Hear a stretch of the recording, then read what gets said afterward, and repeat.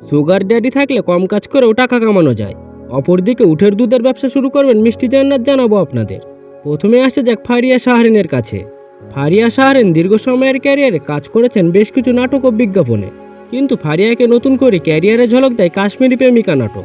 এরপর কাজল আরিফি নামের bachelor point নাটকে অন্তরা চরিত্রে অভিনয় করে নিজের পরিচিতি ব্যাপকভাবে ছড়িয়ে দেন।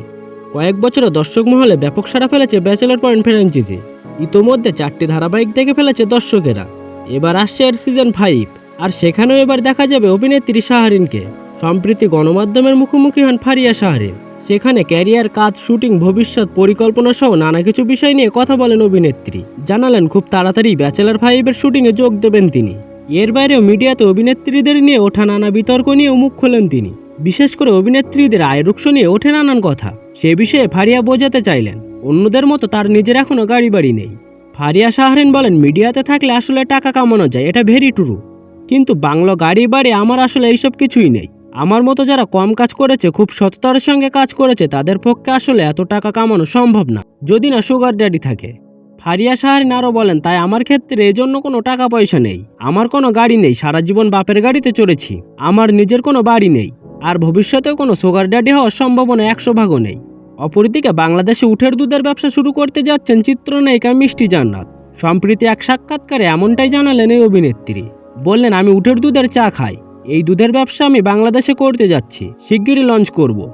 আমি যেখানেই যাই সবাই বলেন উটের দুধের চা কেমন জিজ্ঞেস করে।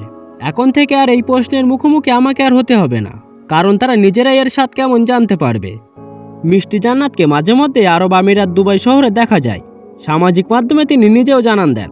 তিনি বলেছিলেন সেখানে তিনি একটি ক্লিনিক খুলবেন, দাঁতের চিকিৎসার ক্লিনিক। নায়িকা পরিচয়ের পাশাপাশি তিনি একজন চিকিৎসকও। গত বছরে শাকিব খানের সঙ্গে বিয়ের গুঞ্জনে আলোচনায় এসেছিলেন মিষ্টি জান্নাত। কাজের বাইরে মিষ্টি জান্নাত নানা কারণে আলোচনায় থাকলেও এবার জানালেন তার কাজ শিগগিরই আসছে। বিগ বাজেটের 2টি সিনেমা সাইনিং হতে যাচ্ছে, হয়েছে একটা অলরেডি। আমার সিনেমার যখন নিউজ হবে প্রযোজককে বলেছি যদি কোনো নায়িকার সঙ্গে প্রেম করতে ইচ্ছে করে আমাকে সাইনিং করবেন। তিনি বলেন, কারণ আমি যত সিনেমা সাইনিং করে দেশের বাইরে গেছি, এসে নায়িকা পরিবর্তন হয়ে গেছে। আমি থাকি, সঙ্গে আরেকজন নায়িকা থাকে। যে কোনোভাবে দেখা যায় আমি যে সিনেমায় ছিলাম এত বছর ধরে থাকি, বিগ বাজেটের হলেই নায়িকারা দেখা যায় যে ওই প্রযোজকের সাথে প্রেম করা শুরু করে দেয়।